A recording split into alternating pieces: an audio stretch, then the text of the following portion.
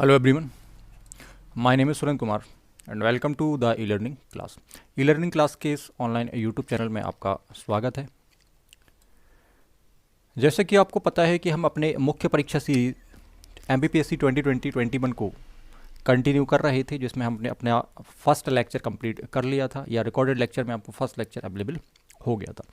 सो lecture number 2 में अगर हम बात करें कि भाई इसके आगे हमें क्या पढ़ना है, ठीक है, या लेक्चर नंबर 1 में हमने क्या कवर किया था, तो लेक्चर नंबर 1 में अगर मैं बात करूं तो हमने जनरल से डिस्कशन किया था कि भाई हम किस तरीके से चीज़ों को कनेक्ट कर पा रहे हैं, या हमने इसके बैकग्राउंड में क्या पढ़ा है या क्या देखा है, तो उसके बारे में डिस्कशन हमने किया था। और थोड़ा सा मैंने आपको ये इसकी पृष्ठभूमि बताई थी कि ऋग्वैदिक पीरियड को या ऋग्वैदिक काल को, ठीक है, या वैदिक सभ्यता में अगर हम बात करें तो वैदिक सभ्यता को हम दो टाइम डिवीजन में हम डिवाइड कर रहे हैं, जिसमें एक हमारा ऋग्वैदिक पीरियड हो जाता है और दूसरा आपका क्या हो जाता है, तो उत्तर वैदिक काल हो जाता है, ठीक है, या उत्तर वैदिक पीरियड आपका, लेटर वैदिक पीरियड आपका हो जाता है, ठीक। सो इन्हीं सब के बारे में चर्चा हमने करी थी। तो अगर आपने लेक्चर 1 नहीं देखा है तो लेक्चर 1 आप जरूर देखें, जिससे आपका बेसिक यहाँ से क्लियर हो रहा हो कि भाई किस तरीके से चीज़ों को पढ़ना है। वहाँ पे मैंने आपको सारी चीज़ें बताई थी, प्रीवियस ईयर के क्वेश्चन पेपर भी डिस्कस करी हमने वहाँ पर करे थे, ठीक है, और चीज़ों को हमने देखा था किस तरीके से हम आगे पढ़ने वाले हैं। और मैंने कुछ पॉइंट्स आपको डिस्कस कराए थे कि हम किस तरीके से अप्रोच अपना लेकर यहाँ पर मेन्स के लिए चल रहे होंगे।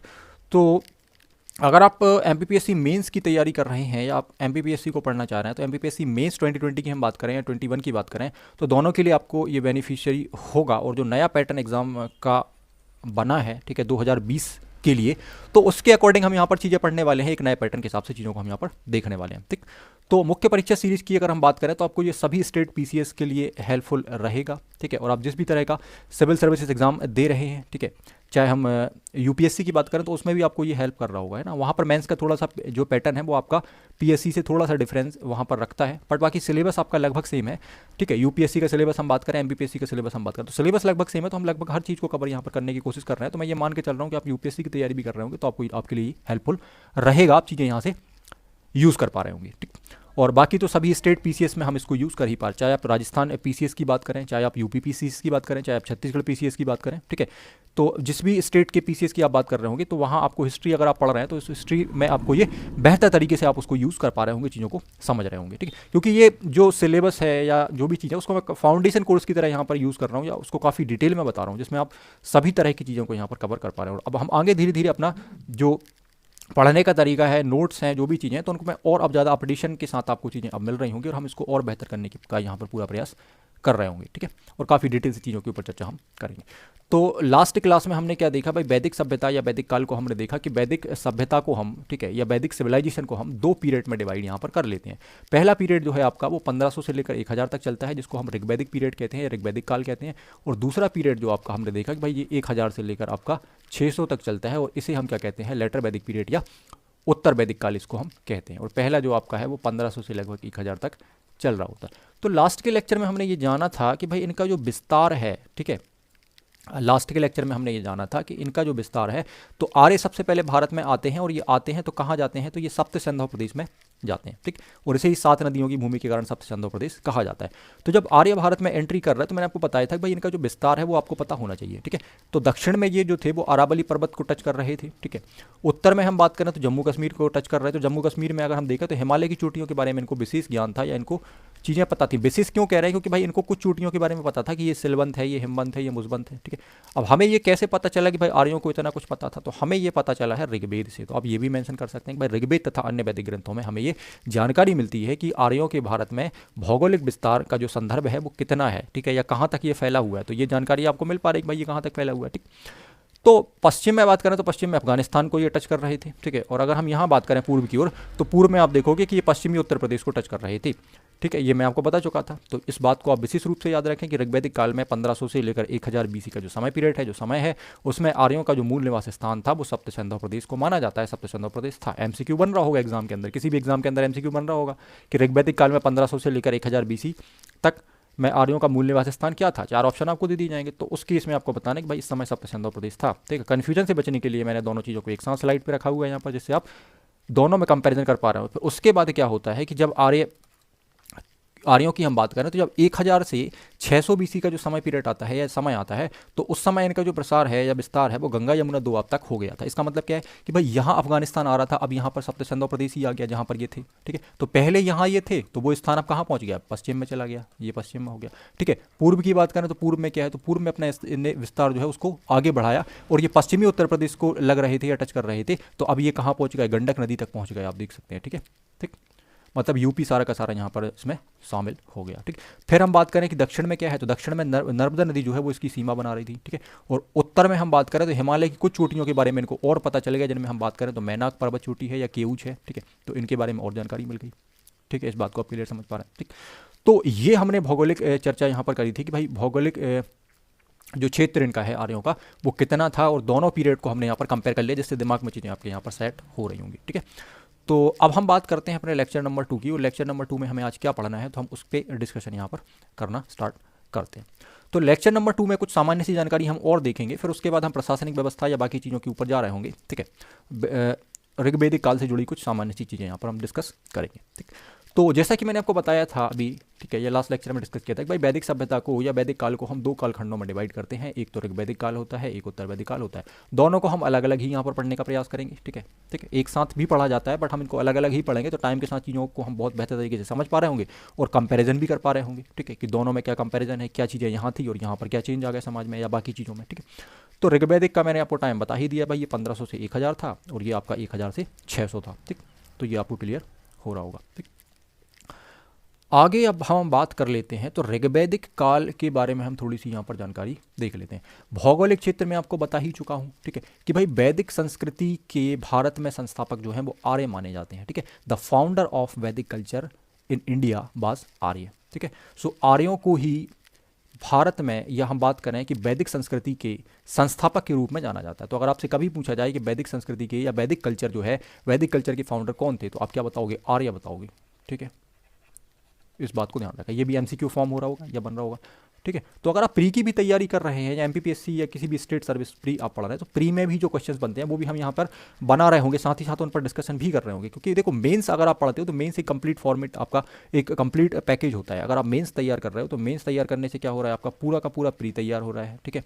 साथ ही साथ जब तक आप मेंस क्लियर नहीं करोगे आप आगे नहीं पढ़ोगे, तो मेंस तैयार करना बहुत जरूरी है। मेंस अगर आपका बहुत अच्छे से तैयार है तो हर चीज़ को आपने काफ़ी डिटेल से पढ़ा हुआ है, तो आप बहुत बेहतर तरीके से चीज़ों को यहाँ पर कर सकते हो। और मेरे द्वारा आगे यहाँ पर और भी कोर्सेज जल्द ही लेकर आए जाएंगे, जिनमें हम इसी तरीके से आगे जो भी सब्जेक्ट्स आपके मेंस के अंदर आते हैं, ठीक है, तो लगभग हर एक चीज़ को हम डिस्कस कर रहे होंगे। साइंस भी हम पढ़ रहे होंगे, ठीक है, ठीक है, पॉलिटी भी हम पढ़ रहे होंगे, ज्योग्राफी भी हम पढ़ रहे होंगे, इकोनॉमी भी हम यहाँ पर देख रहे होंगे, ठीक है। साथ ही साथ हम हिंदी को भी डिस्कस कर रहे होंगे, ठीक, एथिक्स भी हम पढ़ रहे होंगे। तो जितनी भी चीज़ें हैं वो लगभग सारी चीज़ों के ऊपर कोर्स आपके धीरे धीरे यहाँ पर आपको शो हो रहे होंगे, ठीक।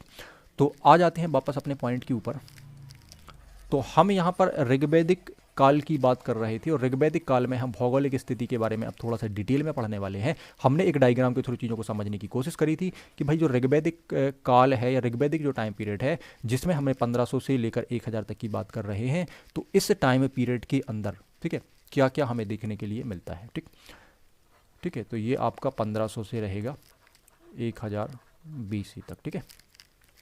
भौगोलिक क्षेत्र की बात करें हम, ठीक है, तो सबसे पहले हम भौगोलिक क्षेत्र की ही बात कर रहे थे, ठीक है। तो भौगोलिक क्षेत्र में आपको बता चुका था कि भाई हिमालय पर्वत का इनको विशेष नॉलेज था, सारी चोटियों के बारे में जानकारी थी, ठीक है। यहाँ पर हम दक्षिण में देखें तो अरावली पर्वत यहाँ पर टच हो रहा था, ठीक है। यहाँ पर देखें तो ये पश्चिमी यूपी आ रहा था, उत्तर प्रदेश आ रहा था, ठीक है। आगे हम यहाँ पर बात करें अगर, ठीक है, तो पश्चिम में आप देखोगे, ठीक है, पश्चिम में अगर आप बात करोगे तो अफगानिस्तान मिल रहा है, ठीक है, और पूर्व में आप बात करोगे तो आपको क्या मिल रहा है, यहाँ पर पश्चिमी उत्तर प्रदेश यहाँ पर मिल रहा है। तो ये चीज़ हमने देखी, तो यही चीज़ यहाँ पर वर्ड्स में लिखी हुई है कि भाई इस काल की जानकारी का मुख्य स्रोत क्या है, ऋग्वेद। अगर आपसे कभी पूछ ले कि भाई ऋग्वैदिक काल की जानकारी आपको कैसे मिलती है, तो आप क्या बताओगे, भाई ऋग्वेद। और ऋग्वेद क्या है, तो एक वेद है ना, जिसको हम कह सकते हैं एक बुक है, ठीक है। तो क्या आपके पास रिटर्न एविडेंस है या साक्ष्य है, लिखित साक्ष्य आपके पास, तो बिल्कुल है भाई, तभी तो हमें यहाँ पर चीज़ें एग्जैक्ट तरीके से पता चल पा रही हैं, ठीक। ऋग्वैदिक काल में आर्यों का निवास स्थान क्या था, पर देखो हालांकि 100% चीज़ें एक्यूरेट हमारे पास नहीं है, पर उसमें कुछ ना कुछ थोड़ा सा विवाद है, ठीक है। बट हमें यहाँ पर सिंधु घाटी सभ्यता की अपेक्षा काफ़ी बेहतर या उससे बहुत बेहतर तरीके से चीज़ें हमें यहाँ पर मिली हुई हैं, हम ये कह सकते हैं, ठीक।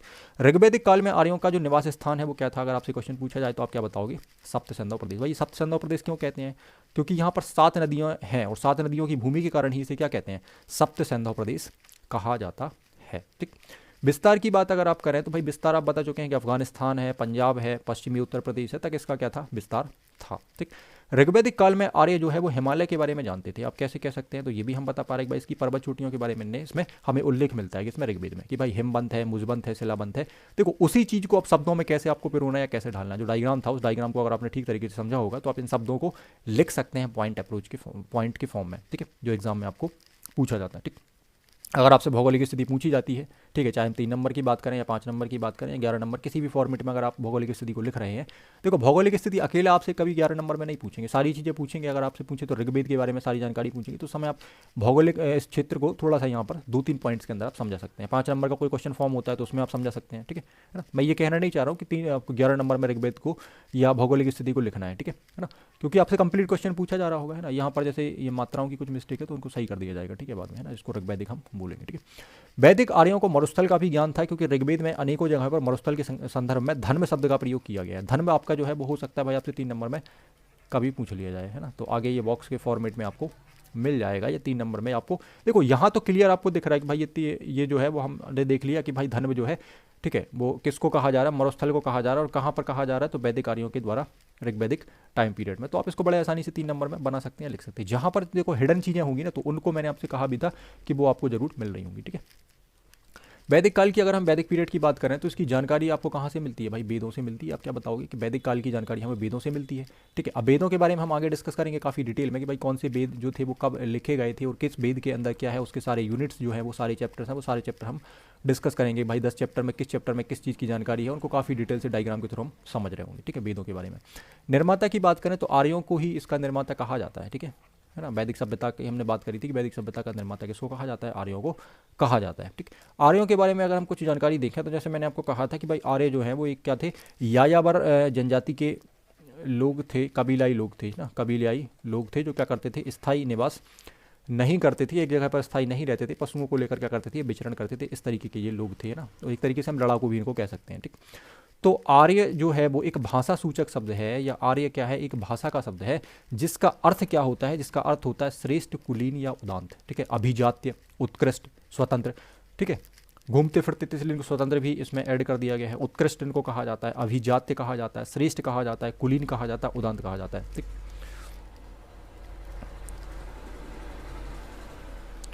अब आपके दिमाग में एक सवाल यहाँ पर ये भी आ सकता है कि सर इतने सारे नाम का क्या करेंगे। तो भाई अगर आप सोचो कि अगर 3 नंबर में कभी आपसे पूछ लिया कि आर्यों के अन्य नाम बताएं, तो 3 नंबर में आप 6 नाम अगर लिख दोगे तो बड़े आराम से 3 नंबर आपको मिल जाएंगे ना। 5 या 6 नाम अगर आप लिख दोगे, क्योंकि 2 नाम लिख के आओगे तो फिर मज़ा नहीं आएगा ना, एक तरीके से हम कह सकते हैं। ठीक है, तो इसलिए ये नाम दिए गए। और भी नाम है बट आप इतने याद रखो तो इतने में काम बन जाएगा। ठीक है, श्रेष्ठ, कुलीन, उदांत, अभिजात्य, उत्कृष्ट और स्वतंत्र। ठीक, तो कभी आर्य ही आपको 3 नंबर में लिखने आ गया तो सेपरेट बना हुआ है, 3 नंबर दिख रहा है आपको, क्लियर है ना। तो इसीलिए मैंने इसको सेपरेट बनाया। इसमें यहाँ पर पिछली बार क्या था, थोड़ा सा हौच पौच हो गया था, है ना, जो साइट्स हम पढ़ रहे थे ऐसे सिविलाइजेशन की, तो उसमें थोड़ा सा हौच पौच हो गया था। बहुत सारी साइट्स मैंने एक पेज के ऊपर रख दी थी, तो थोड़ा सा वहाँ पर कन्फ्यूजन भी, वैसे कन्फ्यूजन तो नहीं होगा पर क्या है, जब एक पेज के ऊपर बहुत सारी चीज़ें रहती है तो एक खिचड़ी सी बन जाती है ना, एक तरीके से कह सकते हैं मिक्स हो जाता है सारा कुछ, है ना। तो अब यहाँ पर बहुत क्लियर तरीके से चीज़ें बताई गई हैं आपको। ठीक है, तो ये नाम आप देख चुके हैं यहाँ पर। ठीक है, सबसे पहले मैक्स मूलर के द्वारा ये लिया गया, तो आप क्या बताओगे, ये दिया गया तो आप क्या बताओगे, मैक्स मूलर। ठीक है, तो मैक्स मूलर ने ये नाम दिया था। ठीक है, आगे हम बात करते हैं कि आर्य कहाँ से आए थे, तो ये तो आप पढ़ ही चुके हैं। ठीक है, तो आर्य जो है वो मध्य एशिया से आए थे, हमें ये पता है, पर क्या ये बात सही है, तो इसको लेकर ही तो विवाद है, आगे हम पढ़ेंगे इसको। ठीक है, तो इतिहासकारों में भी इसको लेकर विवाद है, अलग अलग व्यक्तियों ने कहा है। कुछ लोग कहते हैं कि भाई आर्य जो है वो मध्य एशिया से नहीं आए, ठीक है, या कुछ लोग कहते हैं कि मध्य एशिया से ही आए थे, कुछ लोग कहते हैं कि ये कहीं और से आए थे। ठीक है, तो इन्हीं को लेकर विवाद है और कुछ मत हैं, तो उनमें कौन से मत प्रचलित हैं उनको भी डिस्कस आगे। इतिहासकार जो है, अधिकांश इतिहासकार आर्यों का मूल निवास स्थान जो है उसको मध्य एशिया मानते हैं, लेकिन इसके बारे में अनेक मत प्रचलित हैं, ये मैं आपको बता चुका हूँ। ठीक, अगर हम बात करें वैदिक आर्यों के बारे में तो इसके कुछ प्रतिपादक विद्वान हैं, जिनमें मैं कहूँ कि भाई आपको सारे नाम नहीं पढ़ने हैं ना, पर मैंने यहाँ पर मेंशन जरूर करें कि आप इनको देख सकते हैं। तो एक तो आप बाल गंगाधर तिलक को यहाँ से ले रहे होंगे, ये कहते हैं उत्तरी ध्रुव से, ठीक है। दूसरे हमें यहाँ पर लेने हैं, ठीक है, मैक्स मूलर की थ्योरी जो है वो, या मैक्स मूलर का जो कंसेप्ट है वो आपका काफ़ी इंपॉर्टेंट यहाँ पर है। ठीक, मैक्स मूलर क्या कहते हैं भाई, मध्य एशिया, तो एक हमें ये लेना है। ठीक, और एक आपका काफ़ी प्रचलित है दयानंद सरस्वती, ये 3 काफ़ी ज़्यादा माने जाते हैं। ठीक है, ये प्रचलित हैं। तिब्बत, इनके अलावा आप चाहो तो फिर एक आध कोई और यहाँ से आप ले सकते हो। ठीक है ना, वैसे यूपीएससी में अगर आप लिख रहे हैं तो फिर आप बाकी चीज़ों को भी कोड कर सकते हैं, ठीक है। पर अगर आप स्टेट सर्विस में लिख रहे हैं तो मेरे हिसाब से ये 3 आपके सफिशिएंट हैं जो काफ़ी ज़्यादा चलती भी हैं और इनके बारे में पूछा भी जाता है प्री वगैरह में। आप देखते हो क्वेश्चन आता है ना कि बाल गंगाधर तिलक क्या कहते हैं, इनकी बुक का नाम पूछ लेते हैं आपसे कई बार, ठीक है। तो इन सबको हम आगे चर्चा करने वाले हैं, ठीक।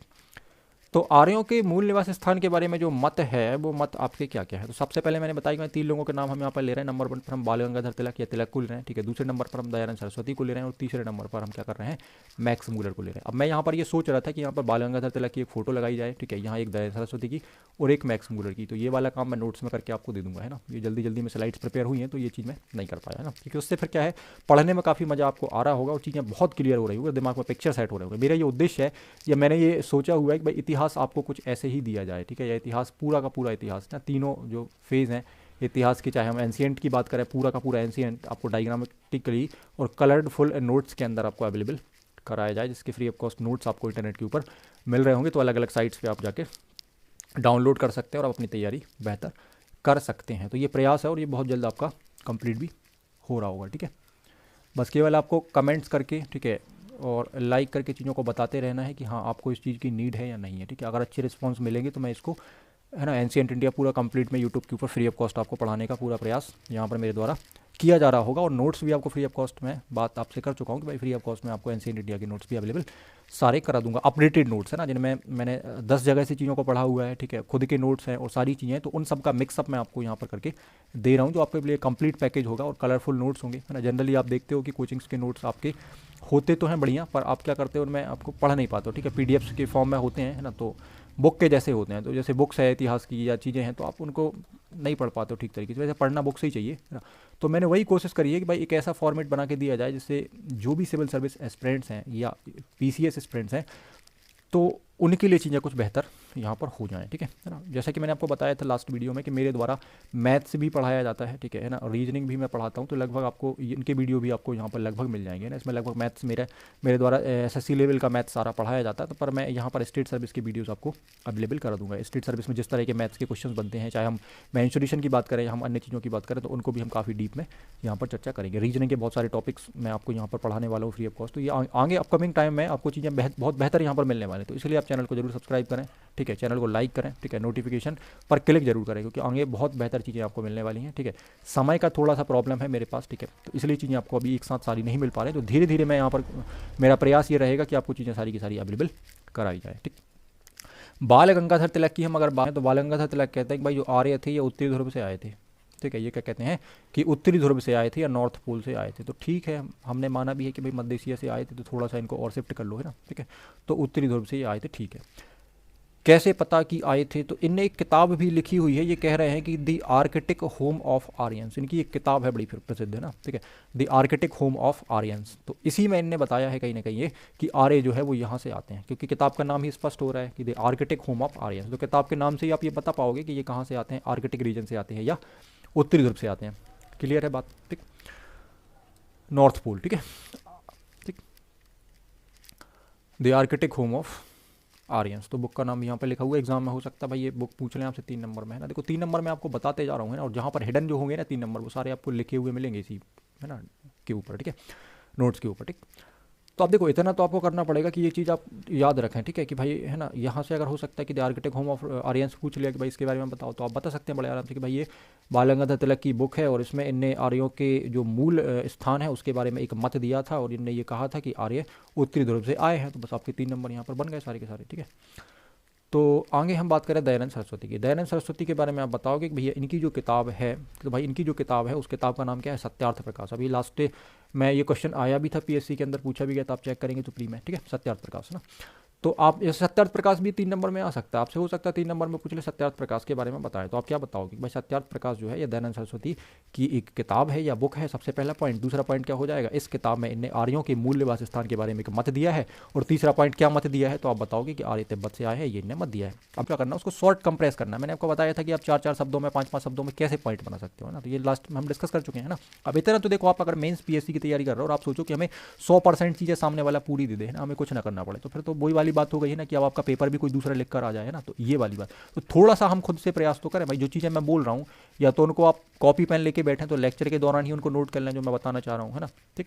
क्योंकि मैंने आपको बताया है कि भाई अगर मैं स्लाइड्स पे नहीं पढ़ाऊंगा या एक एक चीज़ आपको लिख कर बताऊंगा तो इनमें काफ़ी ज़्यादा समय लगने वाला है। इतिहास का जो पूरा कोर्स है आपका वो 1 साल में भी मैं नहीं बना पाऊंगा, है ना, ठीक। और मुझे कोशिश करनी है कि 3-4 महीने के अंदर ये कंप्लीट हो जाए ना, तो इतना तो आपको करना पड़ेगा कि मैं स्लाइड पर इसीलिए सारी चीज़ें मेंशन करके दे रहा हूँ कि जिससे आपको परेशानी ना हो पाए। तो देखो मैंने अब शॉर्ट में ऐसे पॉइंट भी आप एग्जाम में लिखा सकते हो, ठीक है। जैसे आपसे पूछ लिया ना कभी तो आप बताओगे कि आर्य तिब्बत से आए, ठीक है, ये इनने बताया किताब में, सत्यार्थ प्रकाशन की किताब है, ठीक है ना। दयानंद सरस्वती के बारे में ही आ गया तो आप ये पॉइंट्स भी लिख सकते हो उनके बारे में। हालांकि इनके बारे में हम आगे जब हम आधुनिक भारत पढ़ेंगे दयानंद सरस्वती को हम बहुत डिटेल में पढ़ेंगे, इनके बारे में डिटेल से चीज़ें पढ़ रहे होंगे। मैक्स मूलर के बारे में आप क्या बताओगे कि मैक्स मूलर क्या कहते हैं मध्य एशिया से, ठीक है। इनके बारे में थोड़ा सा और रिसर्च आप कर सकते हैं, इनके बारे में चीज़ें निकाल सकते हो, है ना, पर इतना सफिशिएंट है, ठीक है। मैक्स मूलर आप बता सकते हो कि मैक्स मूलर ने ये सिद्धांत दिया था या ये इनने कहा था कि जो आर्य हैं वो मध्य एशिया से आते हैं। या आपसे ऐसा भी पूछ सकते हैं कभी एग्जाम में कि बताओ आर्य मध्य एशिया से आते हैं, ये किसने ये प्रिंसिपल दिया था, ये मत किसका था, ठीक है, किसका सिद्धांत था, ये किसने मत दिया था, ठीक है। तो आप क्या बताएंगे उस केस में, फिर आप बताएंगे कि मैक्स मूलर का था, ठीक है। तो उम्मीद है कि आपको इतनी बात क्लियर ठीक तरीके से हो रही होगी, ठीक है। आर्यों के क्षेत्रीय विस्तार के बारे में भी कुछ चरण है या कुछ जानकारी मिलती है, हालांकि इसके बारे में हमें बाद में पढ़ना चाहिए, पर यहाँ पर मैंने कुछ मेंशन किया हुआ है तो इसको आप एक बार रीड जरूर कर लेना, ठीक है। एक बार मैं बता दे रहा हूँ कि आर्यों का जो क्षेत्रीय विस्तार है इसके क्रम में विभिन्न समूहों से संघर्ष, मतलब इनको विभिन्न समूहों से संघर्ष करना पड़ा, ठीक है। क्योंकि देखो मैंने क्या बताया भाई, कबीलाई लोगों का एक ही काम होता है, ठीक है ना, कि क्या करना है, संघर्ष करना और अपनी जगह बनाना या घूमना फिरना, ठीक है, और अपना, है ना, जो क्षेत्र है उसको स्थापित करना, ठीक है, इस तरीके का। तो इनने क्या किया कि नए क्षेत्रों को अधिग्रहण करने के लिए हुए आर्यों के संघर्ष 2 प्रकार के थे। एक तो क्या था, आर्यों के बीच संघर्ष, मतलब 2 आर्य आपस में यहाँ पर टकराए, ठीक है। और फिर क्या था, आर्यों तथा अनार्यों के बीच संघर्ष, जिसको हम दास या दस्युओं के साथ संघर्ष भी हम कहते हैं, ठीक है ना, दास या दस्युओं के संघर्ष भी इसे कहा जाता है। हालांकि इसको मैं बाद में आपको डिटेल में पढ़ाऊंगा, ठीक है। कुछ वैदिक कालीन कबीले हैं तो इनको आप देख सकते हैं। एक भरत कबीला है जिसको में जो कुरुक्षेत्र के आसपास हमें मिलता है, ठीक है। एक मत्स्य है जो भरतपुर के आसपास आपको मिलता है, ठीक है। एक अनु तथा द्रवु है जो पंजाब में मिलता है। एक त्रिबुशु है, ठीक है, ये आपको दक्षिण पूर्व में मिलता है। यदु है ये पश्चिम में मिलता है। एक पुरु है तो ये सरस्वती नदी के पास आपको मिलता है। तो ये कुछ आर्य कबीले हैं, ठीक है। तो इनके बारे में आप यहाँ पर देख सकते हैं, इनको हम आगे पढ़ेंगे, ठीक है। इस काल का सबसे प्रमुख जो कबीलाई युद्ध है वो दशहरा युद्ध है, तो ये भी मैं आगे आपको डिटेल में बताऊंगा, बैटल ऑफ 10 किंग्स, ठीक है ना। जब हम उत्तर वैदिक पढ़ेंगे ना तो उसमें सब बताएंगे सारी चीज़ें, ठीक है। किनारे लड़ा गया था राजा सुदास के विरुद्ध निम्नांकित आर्य और अनार्य जो कबीला था वो खड़ा हुआ था। आर्य कबीला अगर हम बात करें तो आर्य कबीले में ये सारे लोग थे, ठीक है। अनार्य कबीले में कौन थे, तो ये सारे लोग यहाँ पर मेंशन है, ठीक है। और इसमें क्या हुआ था, राजा सुदास की विजय हुई थी। तो इसको मैं काफ़ी डिटेल में पढ़ाऊंगा ये बैटल, ठीक है, क्योंकि ये पहला बैटल या युद्ध माना जाता है। तो ये काफ़ी हम इसको विस्तार से आगे आने वाली स्लाइड्स के अंदर हम डिस्कस कर रहे होंगे। ये मैंने इसलिए मेंशन किया था कि आपको उसकी जानकारी थोड़ी सी। तो इसके बाद की कहानी जो है उसको हम अपने अगले लेक्चर के अंदर डिस्कस कर रहे होंगे, लेक्चर नंबर 3 के अंदर। तो लेक्चर नंबर 3 आप इसके बाद जरूर देखें, ठीक है। इसके नेक्स्ट आपको लेक्चर नंबर 3 मिल रहा होगा, रिकॉर्डिंग लेक्चर आपको मिल रहा होगा। तो इसके आगे की जो कहानी है, इसके आगे का जो फेज़ है उसको हम लेक्चर नंबर 3 के अंदर काफ़ी अच्छे से डिस्कस करने वाले हैं, ठीक। सो इस वीडियो को मैं यहीं पर एंड कर रहा हूँ, इस वीडियो को मैं यहीं पर ख़त्म कर रहा हूँ, ठीक है। चैनल को आपको सब्सक्राइब करना है, ठीक है। अगर आप चाहते हो कि आपको आगे ऐसे ही अपकमिंग वीडियोस बढ़िया तरीके से हिस्ट्री आपको समझाया जाए, पूरा इतिहास कवर किया जाए, तो आप चैनल को सब्सक्राइब करें, ठीक है, लाइक करें, बेल आइकन पर क्लिक करें, ठीक है, ठीक। कमेंट में अपनी बात आप रखें, जिस भी तरह की समस्या आपको है या चीज़ें अच्छी लग रही हैं या आप उनको थोड़ा सा मोटिवेट करें, जिससे क्या हो कि और बेहतर चीज़ें आपके लिए बनाई जा रही हों या और सब्जेक्ट्स में आपके लिए यहाँ पर लेकर आ रहा हूँ, ठीक। सो मिलते हैं अपने नेक्स्ट वीडियो के अंदर।